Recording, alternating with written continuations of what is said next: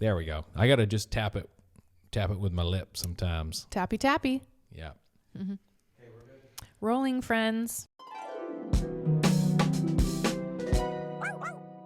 It was just an eclipse. It's eclipse season. It's eclipse season. It's about to be like... whatever that means. Taurus season. It's a Taurus eclipse? It's eclipse season, and it's retrograde. Mercury retrograde again. Oh, God damn it. So what happens with the Taurus eclipse? That just or is it happening, or did it just... So it was actually an eclipse in Aries. See, that's why. Yeah, it was super epic. Super, like, shifting the way that we do things. Like, kind of your philosophy, like, everything sort of was shifting. Yeah. I know every sign has subtle differences in how the eclipse affected them, but for me, it was like in my house of philosophy and travel and like my perspective. And so yeah, I definitely got it. It was like holding a parachute in front of like a fucking jet engine. That's what it felt like. Yours was eclipse in home and family. So maybe that was because I was going through it. You were just also going through it. Yeah. It felt like someone like just like shaking you. Yeah. Yeah. Really aggressively. No, it was intense, but it really, I had an incredible breakthrough, and I'm excited for this episode today because I want to share it with you. I love when I learn things and then I'm able to turn around and share it on the podcast like the same week. Yeah. I think eventually this should just be shit that we're, always just this thing that are happening. Yeah. Right? Because or whatever you're going through that week. What's realer than a real time account of what you're learning? Yeah, exactly. I think that's great. It's pretty great. Also, this episode comes out on a very exciting day for you, Nick. May 4th. May the 4th be with you. Go fuck yourself. Okay. Right from Jedi Nick. Jedi Nick, that's right. I don't think the Star Wars... I forget my name is Jedi. So your name is Jedi Nick. There are so many Star Wars things. You should Speaking of, I just be finished excited. The Mandalorian too. You did? That's a Star Wars thing. Actually, you know what the show is? That's fucking great. Do you guys watch Star Wars shows? Absolutely I know not. you fucking don't. Definitely not. No, I'm really sad because you I guys don't... are judging I'm not against me. it. It just seems overwhelming at this point. Yeah, well, there's a lot of Star Warsing. There's the Mandalorian. Look, it's a great time, right? It's fun. It's the more stars like are warring. The stars are warring. Mm-hmm. What did you say? The stars are whoring. Okay. Warring. Good. Hoeing, warring. Oh, Star Whores. Star Whores. Sir. That's what we always say when we go to Disneyland and they have the Star Tours ride. We always call it Star Whores. Or because Nick says tours. Because then it turned from Star Tours to tours to Whores. Like, come on in. We all attended the burlesque show. The Emperor Strips Back. Yes. That was incredible. Empire Strips Back is this like fucking hilarious. Crazy burlesque parody of Star Wars, and man, it was so entertaining. If you're in San Diego, where it's there right now, so you got to go see it. Where is it? San Diego. Oh, okay, okay. They're a traveling. Yeah, that's one of the times that Instagram had worked on us. Oh yeah, we're like, yep, that's hilarious. That's the one. Shout out to Fawn and M for bringing us. I think they got our tickets and brought us, and we were like, this is mind blowing. And if anybody has seen it or anybody has not seen it, there's the Emperor steals the show. Period. And we'll tell you why. I've seen it twice. Yeah. So all these random topics aside, welcome back to House of Herby, your safe space for self-discovery and bad bitchery. I'm your host, Queen Herby. This is Jedi Nick, my co-host. Boom. We have podcast Alice in the house. Yay! We have Gary and we have Gary and Luna. These are the living creatures that we're aware of in this room right now. Far. There might be some spirits. There might be some insects. Whole lot of ticks. Who knows? But we're here. And today we're talking about becoming a leader, which is one of my, new favorite obsessions, because were we in the car on the way back from the gym the other day, and I was like, Nick, I feel like I'm missing something. I've learned so much. I have so many skills now. I have so much like groundedness in who I am. And there's just something missing. Like I have this ambition to have this giant career as an artist, right? Which I, in so many ways, have already accomplished so much. And I'm like, well, damn, I have all these talented people around me and people helping me and friends and affiliates and brand partners and all these cool things. And I was like, well, there's something about the franticness of the music business that feels impossible sometimes. Yeah. And then also on top of it, doing the social medias, right? So all of our friends are now asking us like, how are you doing the social media? What is happening? How is this happening?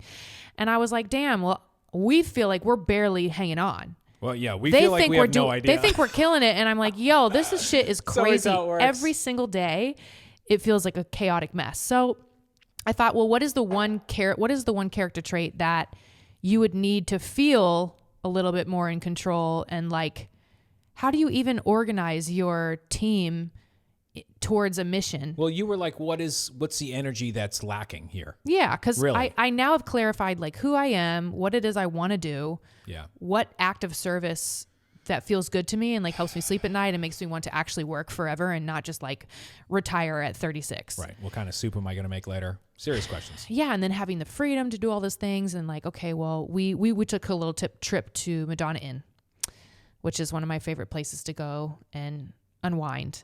And we kind of came to the conclusion that we would be happy if we could just feed ourselves and feed our friends and we could just make cool shit.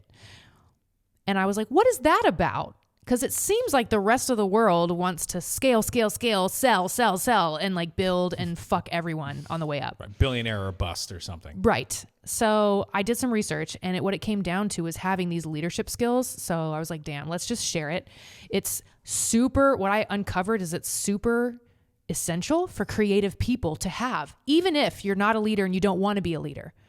If you want to get your shit off the ground, you're going to need to understand what a leader is, and you're going to need to have some of the qualities, at least until you find somebody else who can do it for you. Yeah.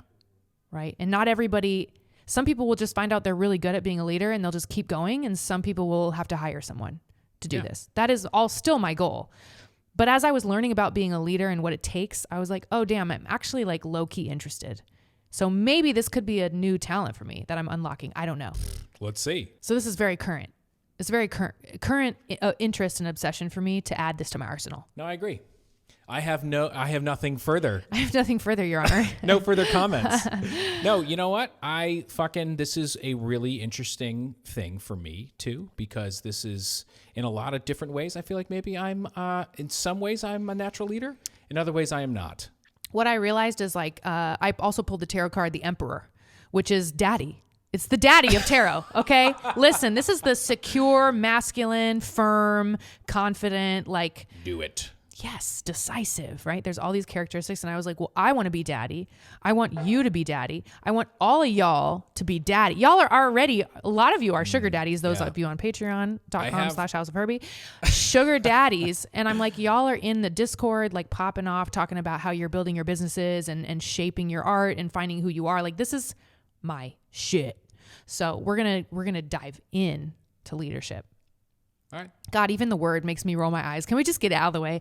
I roll leadership episode. No, but it is fucking important. Because you do have huge balls, and I applaud you for that. I applaud you for your balls. Thank you. So leadership first begins with having huge balls. Yeah, and roll credits. Yeah, no, the first piece of information that popped up when I started researching it was leadership is a decision.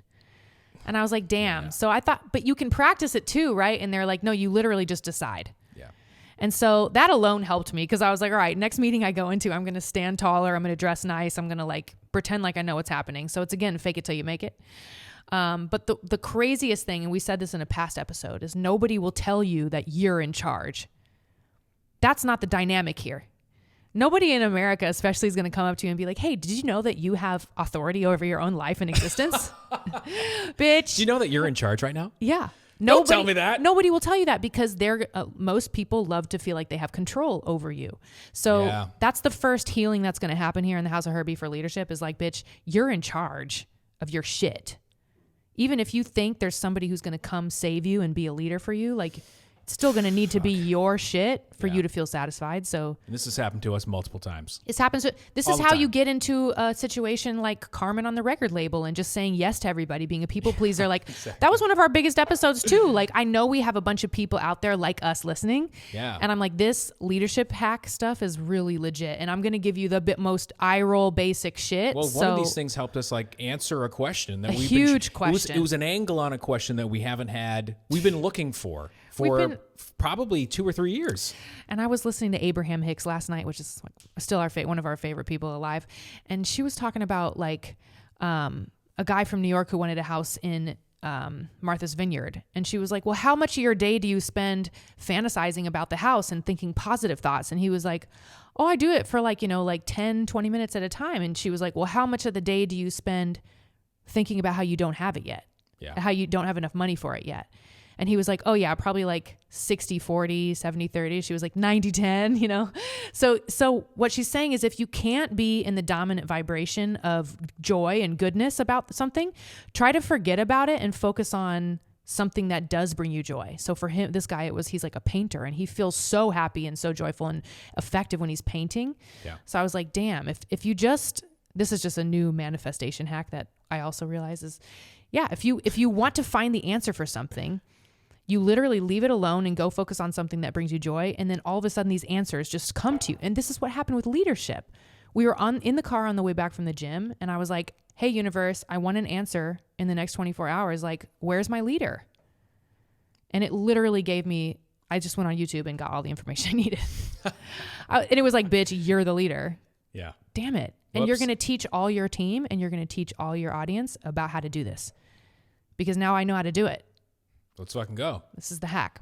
So not everyone needs to be a leader, but it's helpful to understand the role.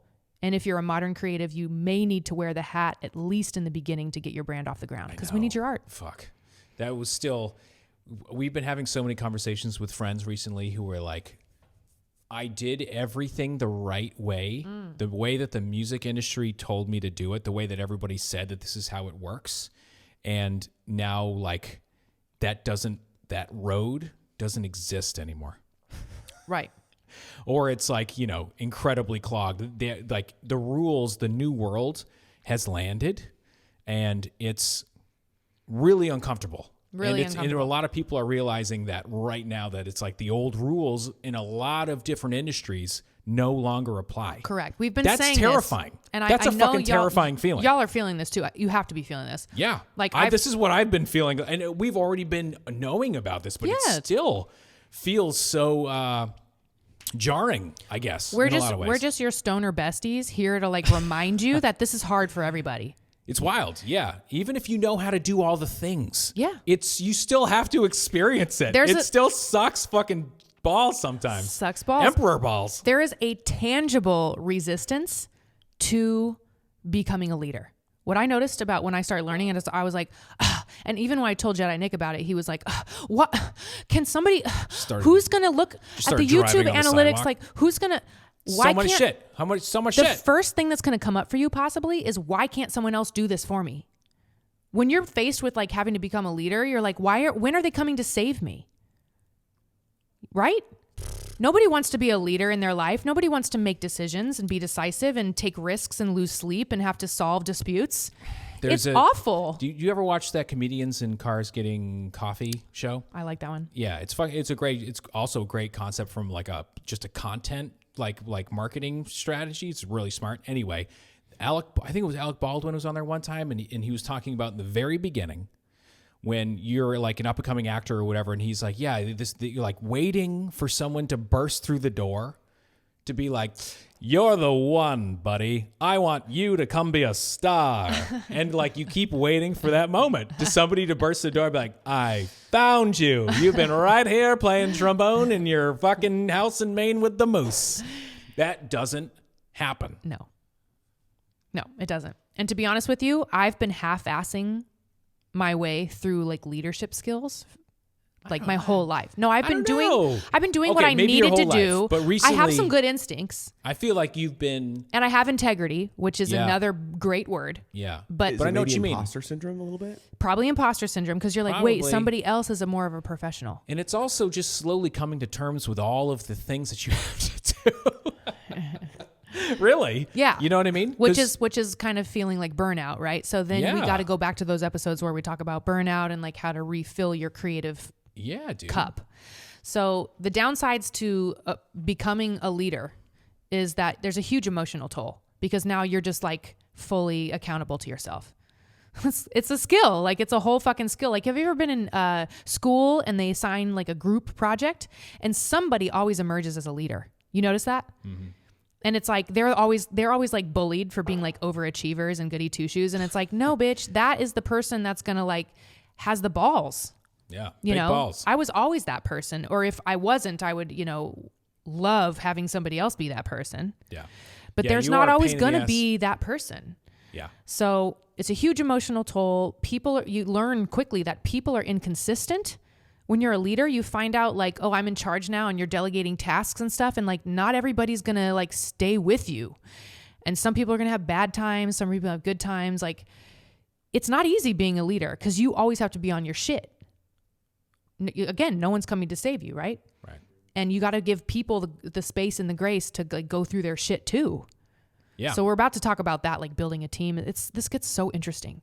So you're also dealing with dispute resolution, what he calls like productive. What is it called when you Confrontation? Productive confrontation. We have to get comfortable like confronting things that we're anxious about discussing with someone, I know. That took me a long time. or being able to say no, like the people pleaser episode. Yeah. Disease to please. You have a lack of recognition as a leader. Again, no one's coming with the balloons and cake. You're just fucking doing it. You might have some sleepless nights. I've had sleepless nights trying to make decisions about shit that ended up not mattering 2 years later. But like, this is part of the thing. And then you're going to be making sacrifices. You're going to be spending time and money on stuff and you might not get it back. But but the sleepless nights, like how do we make sure that you are sleeping?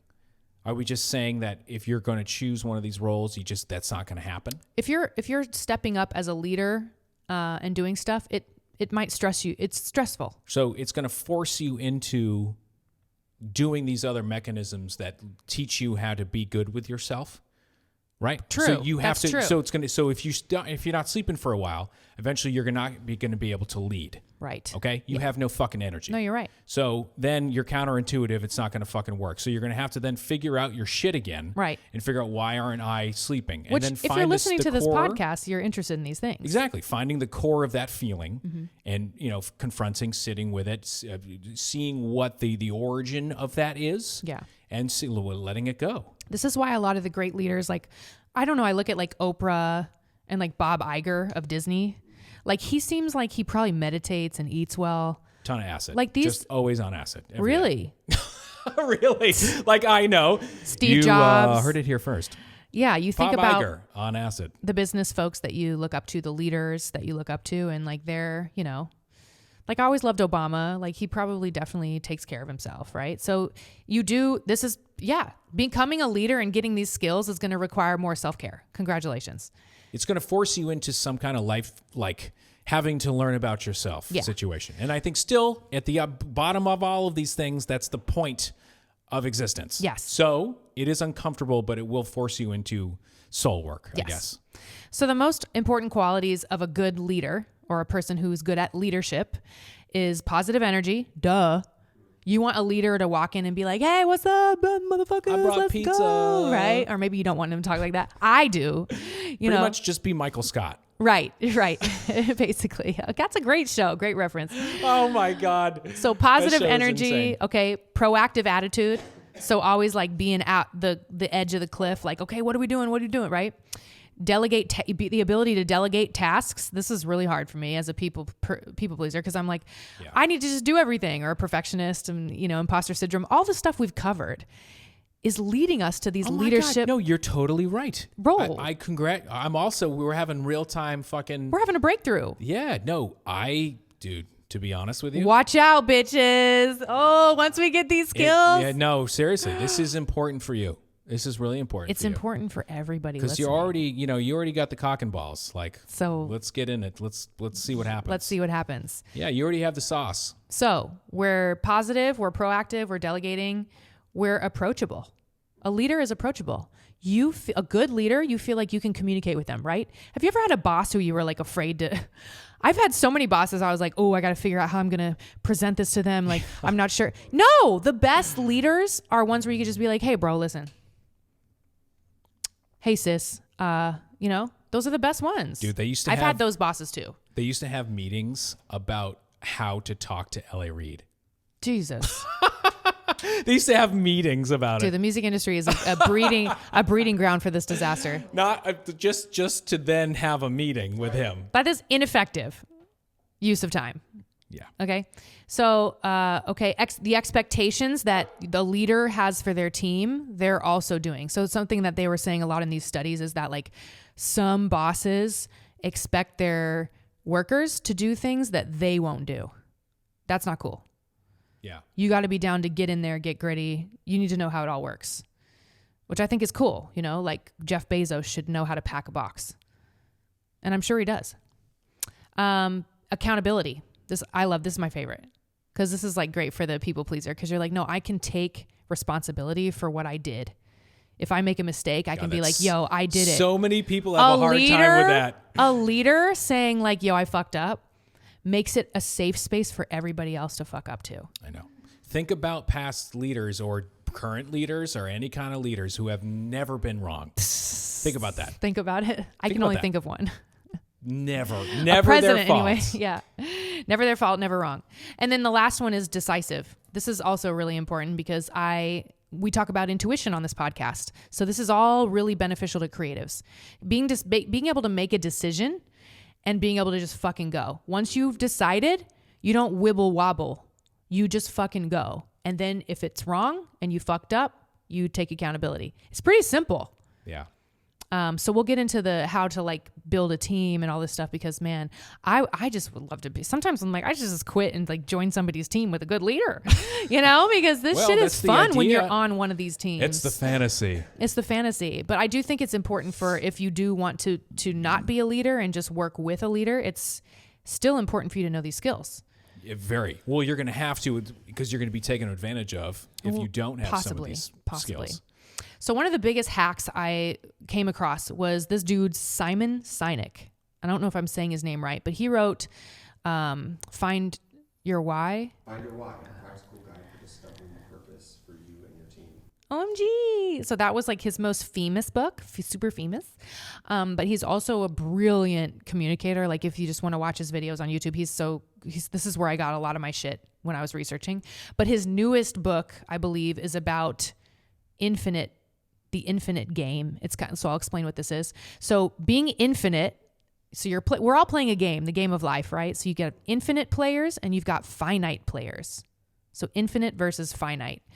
And he is asking us, what game are you playing? Like a lot of leaders don't even know if they're an infinite player or a finite player. And most of society is finite. And a finite player is playing to win. That sounds pretty straightforward, right? Like most people are like, yeah, fuck yeah, Queen, I would like to win. But the thing about playing to win is that eventually you run out of resources and the will to continue. This is like a very exhaustive game. This is like, for example, building a company to scale, step on people, pollute the environment, don't give a fuck, sell it for as much money as you can, get a check and move to the Bahamas. That's like the billionaire or bust mindset. Right? So a finite game will always end. And an infinite player is playing to keep playing. So an infinite player is not playing to win. They're playing to keep playing. And I was like, wow, that's pretty profound. If you're playing the infinite game, sometimes you're ahead and sometimes you're behind. The only competition is yourself. And the goal is not to win, it's to outlast. And the only goal is to make your company better than it was last year. Which one are you? But you're not doing all this work just to like be done after 2 years. Like we're making a podcast not to make money because we believe that it has long-term value. Oh, but to make money at some point. Don't get me wrong. And that's the thing. That's going to be great. But again, we're not trying to make like, you know what it was? And this was a huge question. This was the main question that you fucking found, dude. Yeah. You found, I didn't know this was the question that I needed answered. But right. this seemed like the one that ever since Carmen really, because that was the entire way the music business is set up is finite. You know, you play to win. To be the best. To be the best. Well, these are all things that like. What does that even mean? They don't have a meaning. It's chasing the carrot. You're never going to catch it. And when you do, there's always one in front of you. Like that's the thing. Like it's never enough. This is an egoic problem, and it's completely unconscious. Like there was no way we were ever going to get there successfully. Right. And once we understood that, then it was like, oh, fuck. Now what? Let's make an astrology album. All of album. this is backwards.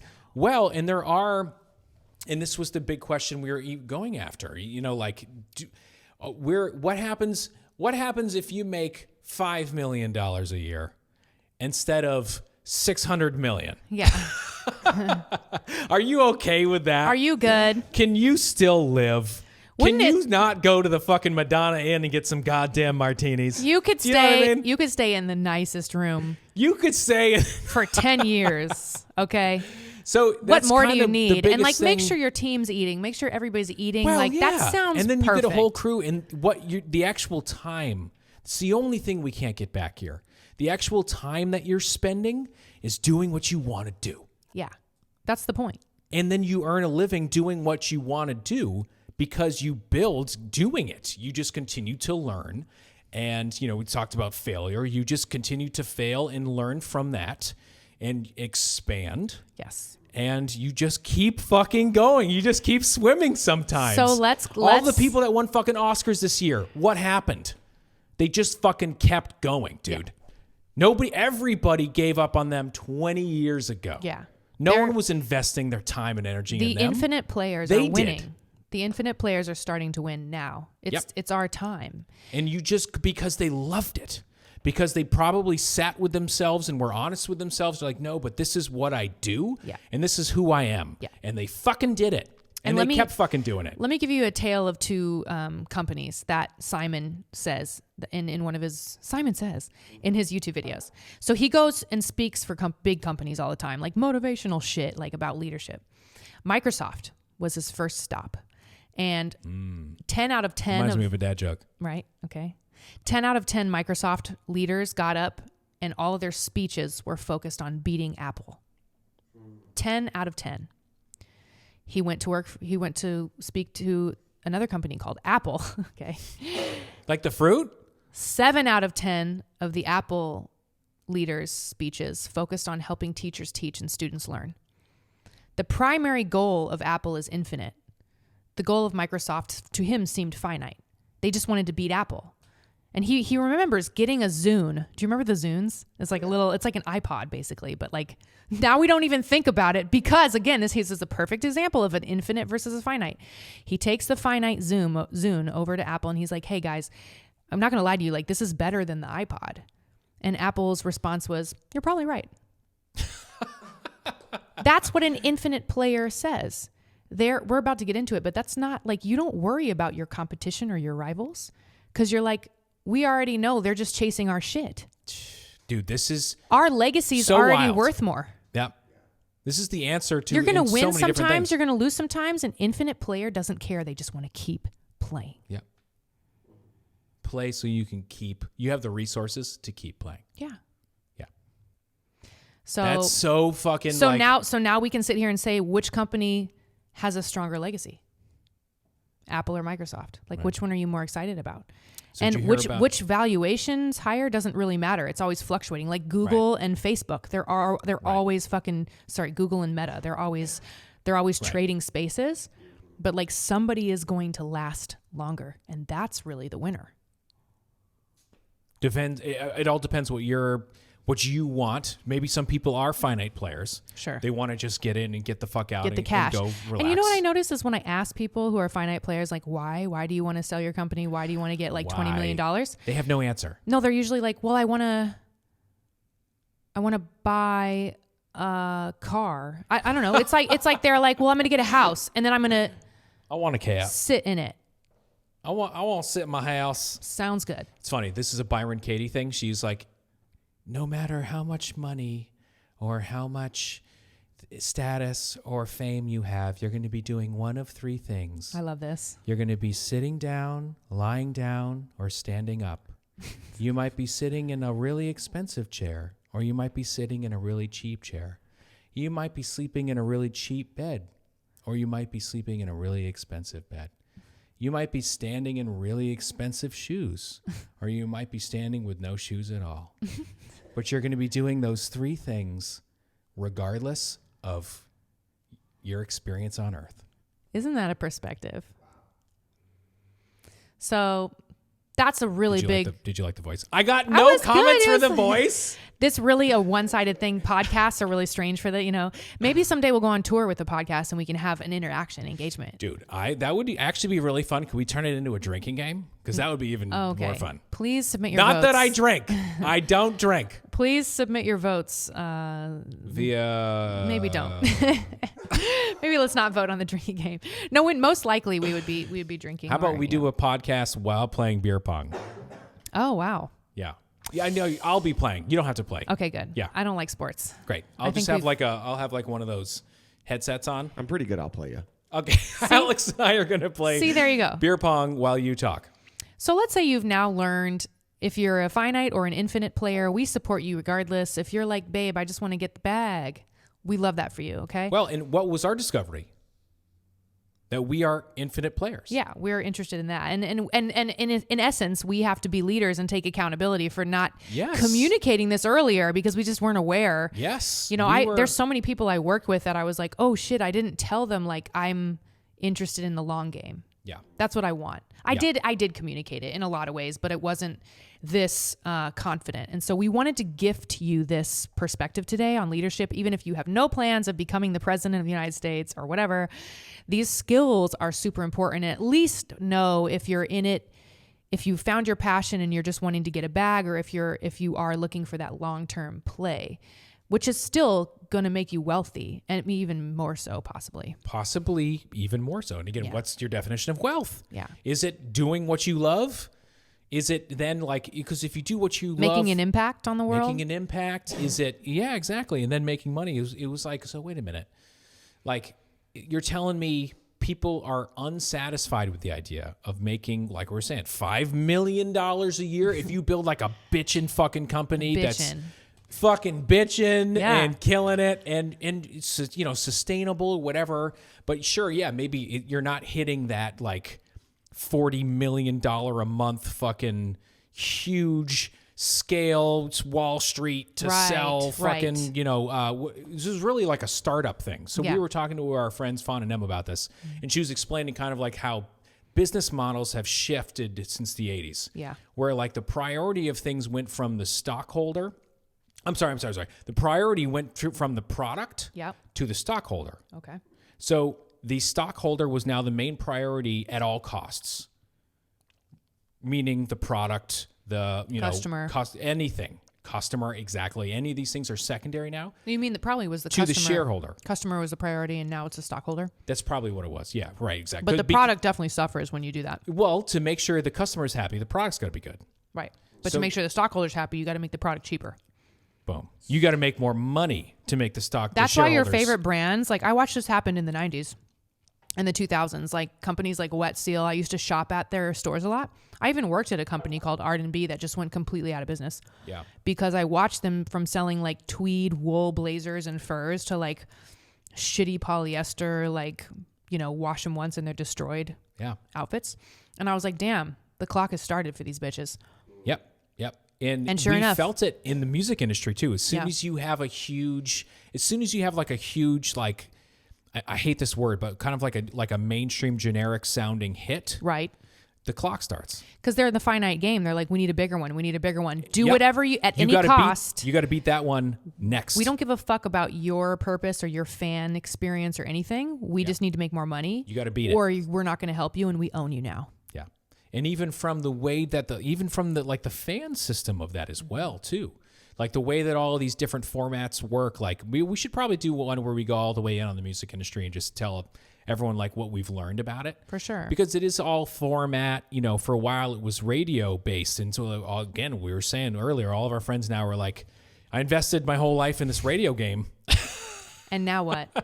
what do I do now? Yeah. Now it's all social media and it's super wild. Well, let me go over now that we know how to be great leaders, right? We know what the characteristics are, which kind of business you're into. And again, it doesn't matter which one it is, just knowing that is going to help you understand how to make the next moves. So the first thing that you need to know now that you know what you're doing is you can't do it alone, right? So Podcast Alice gave me a book about collaboration, which I've been really enjoying. And there's a list here that I got from some internet sources that was just, I kind of compiled these together like, oh, damn, these are the things that you need now to succeed. So if you're in the infinite game like we are, the culture of your company matters. People are like, shit, we're playing to keep playing. It's going to be a long game. We're going to be doing this together for a minute. I got to actually care about people. If we choose to do this, like we're going to be doing this. So the most important thing you need as a company is a just cause. So you need to know your why. This is probably Simon Sinek's thing. Something people are willing to sacrifice their interests to advance. So if you're like, if I find out that I'm like not the best songwriter that we could be utilizing, right, I would find a better one in order to get our cause to advance. So for us, I feel like in our camp, it's starting to take shape that we want to help people find the courage to discover who they are, transform, and heal themselves. That feels like kind of the fucking shit that we're on. So it's like, if that's our cause and I can rally y'all around this cause as me as like the main character as Queen Herby, we're all willing to like work long hours and like do stupid shit that we wouldn't do, right? For somebody that was just trying to make stockholders happy. Right. So now we're working toward a cause that we believe in. We're like, no, we love this community. We love our creative people who are trying to better themselves all the time because we're trying to do the same shit. And we're trying to say, okay, I learned this shit this week. Let's talk about it so you don't have to deal with this. You just get to jump up a level. You get to get here faster. That's the future. Number 2 is you have trusting teams. Your environment, your culture, and your team has to be people feeling comfortable being who they are. So like everybody who's working with you has to feel empowered. You can't be like looking over their shoulder. Like people have to feel safe and there has to be that open communication. Yeah. So when you're building your team, you need to be like, no, we're equals here. We are co-creators. Yeah. We're all working toward this cause. I happen to be the songwriter. Right now, I happen to be the main star of it. And that's really nice. But also, like, I fantasize sometimes about like just being able to do that for someone, like work for somebody else. You want to write records for me? Sure. Let's go, Jedi Nick. I don't need any lyrics for my trombone career. We start you from EP1 with your trombone solos.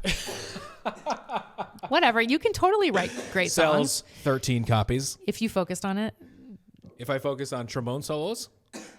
See, so this is a good example. We need to have some more trust in our team. I need to talk to you later about, do you want to do... Wait, what exactly are you doing? So this is also good to know. What exactly are you doing, Nick? This is also... I never know what you're doing over there. It's also good to know, like, what are our talents and how do we best, like, fucking utilize leverage it? All of us have talents. It takes time, too. Don't kill yourself if you don't know yet. It does take time to learn who you are and where you naturally know that you fit, I guess. And then learning who your people on your team are and what they want you to do. Yeah, totally. No, totally. This is why all of this fucking shit is a fucking shit show, you guys. Because there are so many variables moving at all times. I live for this. And it does make it worth it when it works. And it makes it really hard when it doesn't. What else are we going to do? But know that that's, it's sometimes you just got to outlast the shit and just stay with it and just keep following the joy, follow the passion.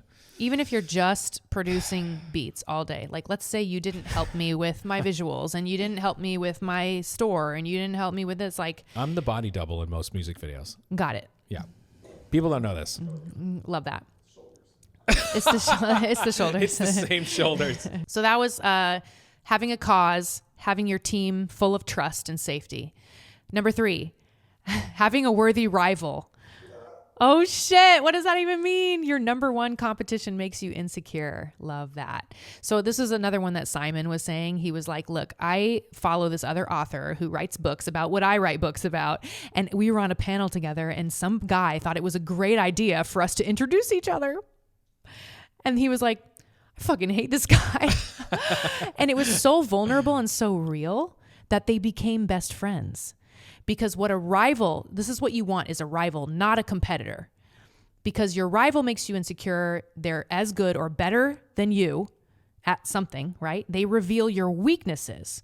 So it's not about beating them, right? Which would be a finite play, but at looking at ourselves and how we can improve. So like a rival shows you where you can advance, and a competitor makes you worried about beating them. It's two different things. Oh, interesting. Yeah, rival's almost someone that you kind of admire for what they're doing. Absolutely. Whereas a competitor is like, whatever, we're just... And I think a lot of times there's like this wall between, like, for example, for women who are specifically in the rap genre, it's like we don't want to reach out and be like, yo, you're fucking amazing. You make me uncomfortable. That's very vulnerable. Mm-hmm. Like, but if you did that and if you were like being that fucking real, a lot more collaborations I think would happen. Yeah. A lot of people are very uncomfortable with that. Or they're a narcissist. It could be a lot of things. And then all of a sudden it gets weird. But the idea about a rival is it's better to lose the race today and become stronger and wish them the best. So that perspective is super important for the leaders, Right. aspiring leaders. Yeah. Number 4, these are all so good. I'm obsessed. Existential flexibility. Wow, that sounds really fancy, but I think we call it in our camp. Existential flexibility? We call it pivoting. Yeah. Pivot those hips. Oops. That's not, I don't think that's what.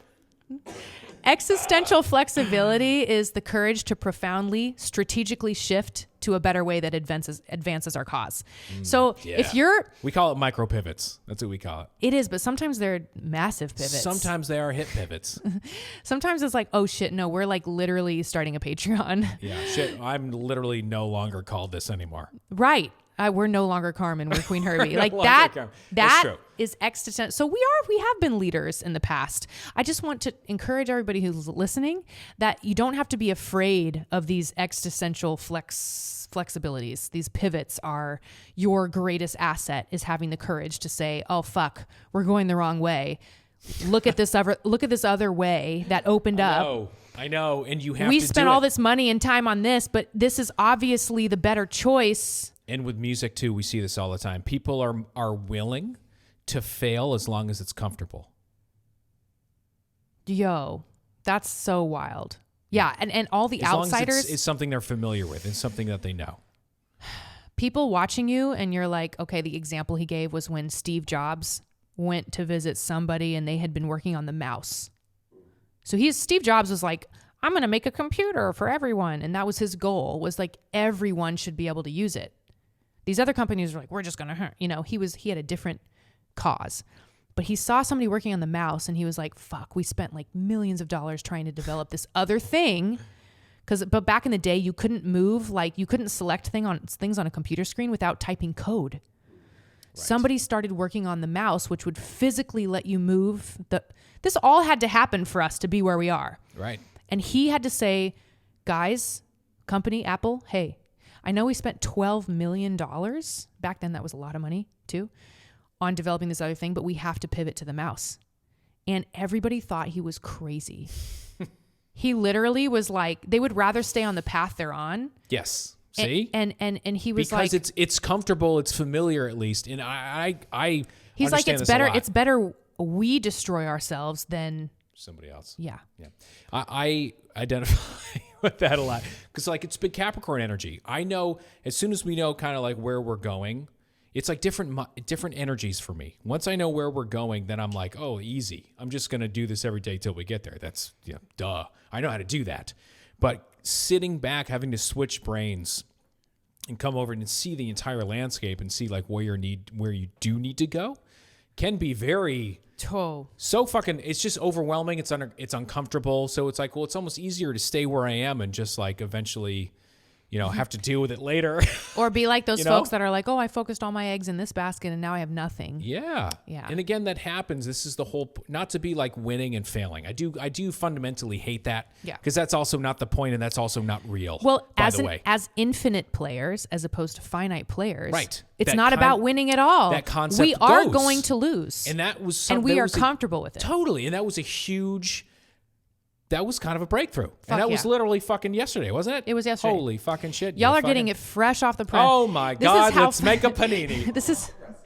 But it is it answered a lot of fundamental. It's like, well, what's different about everybody? Why can't we get on board with that program?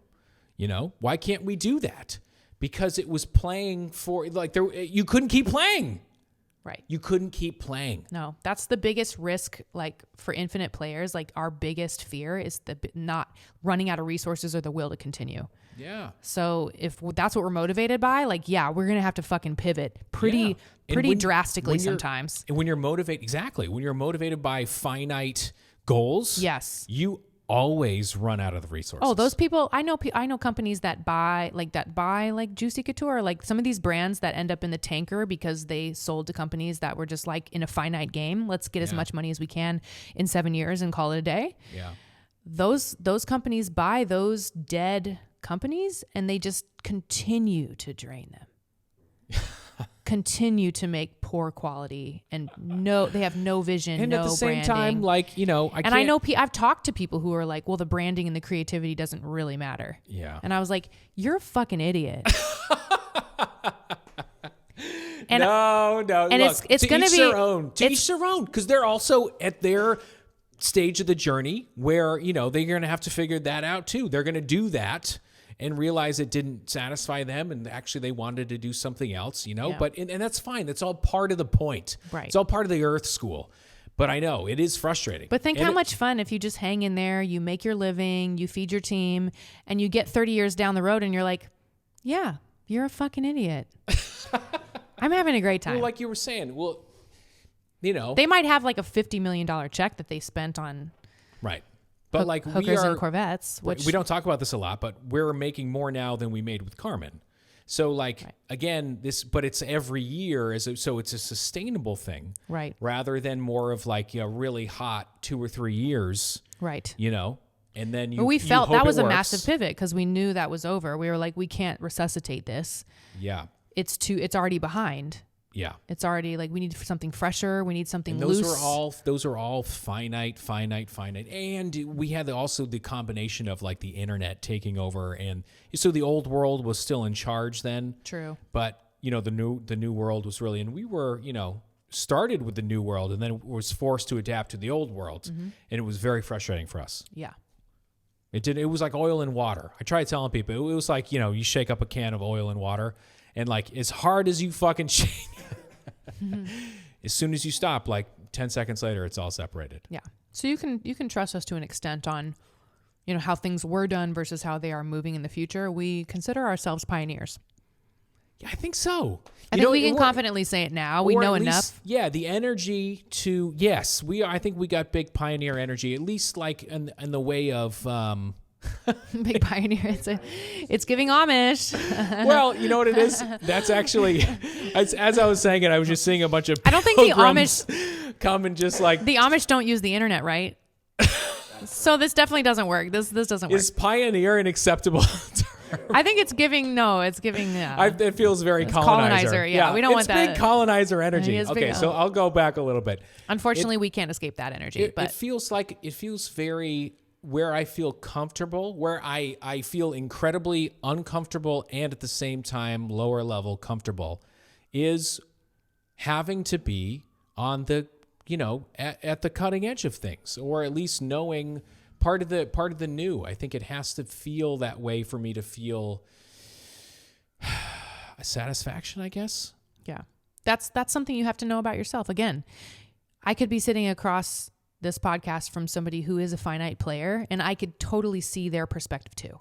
Right. That's what I'm saying. Yeah. It's no hate, really, at the end of the day. But we're we're sort of like we learned this yesterday. So we're like, no, we're learning how to communicate our position. This is the truth, you guys. Because I don't want to work with finite players anymore. Yeah. And I have to gently tell them, like, no, Yeah. So that's kind of why this learning process has helped me so much. Yeah. But also I respect you, and I would love your investment maybe in my future, blah. You know, who knows, right? Those people that get a check for like $200 million and they go to an island somewhere and they're fucking bored, they might be looking for somebody to invest in. Sure. And look, like so we're saying, everybody no hate. can work together. Yeah, no hate, But no just hate. looking out for our creatives, because you are putting so much of your emotional, intellectual art into everything you do. Just consider like what you want to do with that. Yeah. Right. And you will have to bring it back. This was great. This was a lot of fun. Mm-hmm. The leadership qualities are going to have to come through whether you want them to or not. You're going to resist it. You're going to resist it. I don't and that's blame you. fine. It sucks. Yeah, it's well, it's just uncomfortable. It's Right. really, and it forces you into having to figure out who you are in those situations. Yeah. And it could cause a lot of anxiety. It takes a I'm lot not of gonna lie. courage to be a leader. Yeah. Because you're driven by a cause in a world that's all about short-term gains. You're driven by a cause in a world that's all about short-term gains. So you're looking at the greater good as being more important than what's in it for me. Yeah. What's good for me. So And you're again, challenging conventional mindsets. It's really like weird. we were saying too, but you can still, in most ways, that way fundamentally to us, the finite way has always been more of a risk than just continuing on.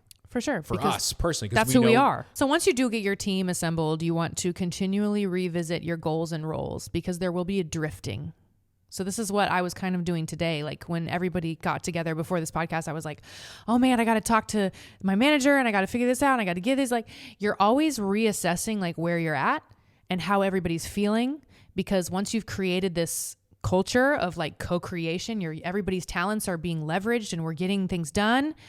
And we're like, oh, okay, wait, what's working? Hold on. Let's, so we always do this thing, Numbers Friday, where we look at like how much growth we've had and what worked, what didn't. And that's why when you're an infinite player, those things don't bother you. Like when you have weeks that are down and up and down, it's not what it's about. It's just a guidepost. Yeah. For the make long adjustments here and there if you feel like they're necessary. You utilize your pivots. Yep.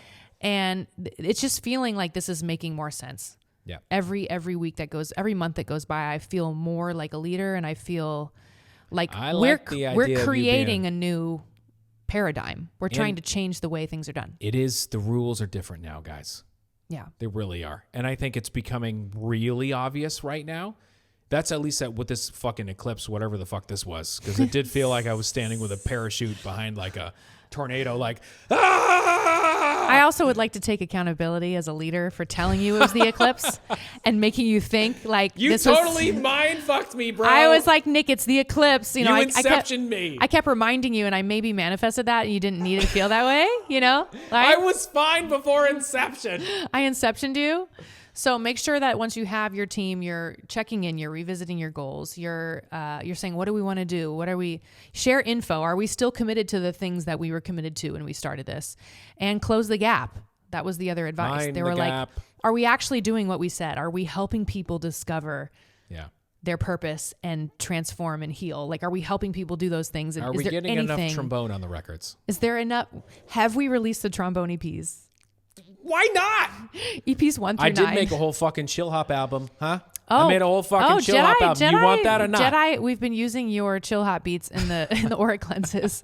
Everybody on Patreon is getting all this extra shit. Like that's true. Those on are the on low, there. like super top secret. Yeah, those are just like 5-minute extended extended cleanses. Yeah, If you're interested in my healing shits, it's pretty fun. I love doing those for you. So yeah, thank you for listening. This has been a really wow. Hopefully you're not sweating as much as I am. I'm sweating. This is a lot. It's easy to get overwhelmed. So try to simplify this. If you need to re-listen to this on 1.5x speed and take some notes, like you are worthy of being a leader of your own cause. And if you're looking to join a team that has a leader, I mean, that sounds really appealing to me too, but find your group project and find out like where you're headed, because the most fulfilling life we believe is that playing to keep playing. Play to keep playing, because we need your art. We don't want your art for 2 years and then you leave. Like we want a beautiful world. And I think this is the solution, right? That's the He's tie-in like- at the end. Because the finite players are like producing shit short term and Right. at great lengths to destroy Some would say, people's lives maybe and even the environments. great Dr. Hawkins would say, Maybe- that perhaps, maybe, perhaps is not in integrity. It's not an integrity, but look, we're not judging. We're just saying like No judgment. gently suggesting in Hey, a man. witchy way that you might want satisfaction and to sleep at night and feel really satisfied with who you are and we need your art. That's really it. And thank you everybody for listening. We just hit I think a week or a couple weeks ago, hit like 1,000 5-star reviews on Spotify. Woo woo! Congrats. That's kind of wild. No, you guys, you fucking Jesus. That's amazing. Feel free Appreciate if you haven't left us a 5-star review. Feel Go free. leave us some 1-star. Oh no! Don't do that. Keep Our perfect reputation. our perfect track record. No, it's okay because we're infinite players. Yeah, that's right. And we're leaders. Yeah, I drive race cars. Okay. Well, next week I'm sure we'll have another spicy topic. Feel free to leave us comments on all of our platforms that we share. Mostly Platform my comment. platform your comments. .com. We love hearing from you folks. We also love, anything that's reasonable to you. We get some emails every week to the We use email. queenherby.com We use email. site. Yeah. We do get some beautiful emails. Thank you. And we'll be back with another interesting topic for you. Love you. Mean it.